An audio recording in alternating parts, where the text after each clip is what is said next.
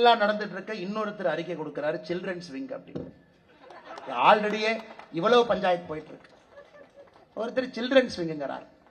நான் கேட்டேன் எதுக்கு நான் சில்ட்ரன்ஸ் விங்னு போட்டிருக்காங்க. ஆனா கட்சியில் இருக்கிற குழந்தை பசங்க தான், அதுக்காக சில்ட்ரன்ஸ் விங்னு வச்சிருக்கிறாங்க. பாருங்க, இதெல்லாம் தமிழகத்திலே நடந்து கொண்டிருக்கிறது. எல்லா மக்கள் பார்த்து கொண்டிருக்கின்றார்கள். ஒரு புதிதாக கட்சி ஆரம்பிக்கக்கூடிய தலைவர் ஒருத்தர் சொல்றாரு, இந்த பட்ஜெட்டை பார்த்தேன், வழக்கம் போல மத்திய அரசு தமிழக மக்களை வஞ்சிச்சிருக்கிறாங்க. ஒரு புதிதாக கட்சி ஆரம்பிச்ச தலைவர் சொல்றார், ஏன்னா ஜிஎஸ்டி குறைப்பை பத்தி இந்த பட்ஜெட்ல ஒண்ணுமே காணாமே. அண்ணே அதுக்கு ஜிஎஸ்டி கவுன்சில் மீட்டிங்னே, அது பட்ஜெட்னே, யாராவது தயவு செஞ்சு கூட 2 பேர்த்த உட்கார வச்சு சரியா சொல்லி கொடுக்க சொல்லுங்க. ஜிஎஸ்டி கவுன்சில் மீட்டிங் என்ன, பட்ஜெட் என்ன, இரண்டும் வேறு. இவங்கெல்லாம் தமிழகத்துல மாற்றத்தை கொடுக்க போறேன்னு கிளம்பி வந்திருக்கிறாங்க. மாற்றத்தை கொடுக்க போறேன், சில்ட்ரன்ஸ் விங்கு, ஜிஎஸ்டி ஏயா பட்ஜெட்ல குறைக்கல, இவங்க ஒரு பக்கம். இன்னொரு பக்கம் நம்முடைய முதலமைச்சரை போன்றவர்கள் பச்சை பொய்ய பேசுறாங்க. பச்சை பொய். சமகிரக சிக்ஷா நிதிங்கய்யா, எல்லா இடத்திலும் குறிப்பாக எண்ணையும் எழுத்தையும் ஊக்குவிக்க மத்திய அரசு கொடுக்கக்கூடிய பணம்.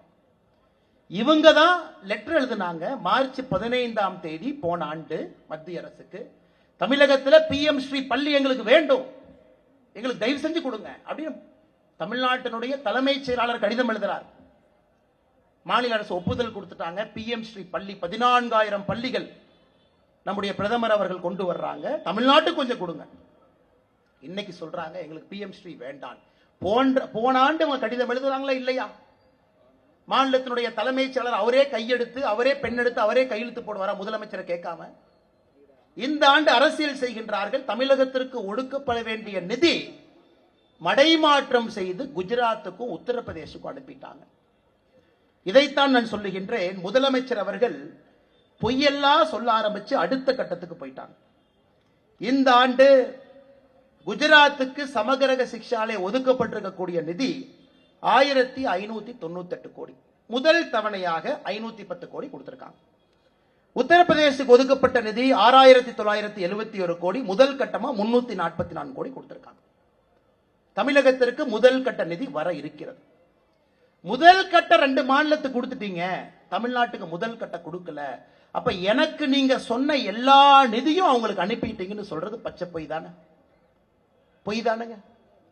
நாம் தமிழகத்திற்கு நிதி கொடுக்க மாட்டோம் என்று எங்கேயும் சொல்லவில்லை. முதல் கட்டமாக அறிவித்த நிதி சில மாநிலத்திற்கு போயிருக்கு. சில மாநிலம் கேரளா, வெஸ்ட் பெங்கால், தமிழ்நாடு உட்பட சில மாநிலத்துக்கு வரல, வரும். முதலமைச்சர் இங்கோடு நிக்கல, பாசிச பாஜக அரசு. அதற்கு நாம பதில் சொன்னா முதலமைச்சர் சொல்றாரு, ஆளுநர் இருக்கணுமா அண்ணாமலை இருக்கணுமா, 2 பேர் இருக்கணுமா? பாருங்களேன் அநியாயத்தை பாருங்க. ஒரு மனிதனுக்கு எப்ப வாய்க்கொழுப்பு அதிகமாகிறதோ அந்த மனிதனுடைய அழிவு ஆரம்பமாகிறது என்கிறது பொருள். வாய்க்கொழுப்பு அதிகமான இதெல்லாம் ஆணவத்தினுடைய உச்சம், ஆணவத்தினுடைய உச்சம். இன்னொரு கட்சியில யார் தலைவராக இருக்க வேண்டும் என்பதை இன்னொரு கட்சியில் இருக்கக்கூடிய ஒரு நபர் முடிவு பண்ணுவாங்க.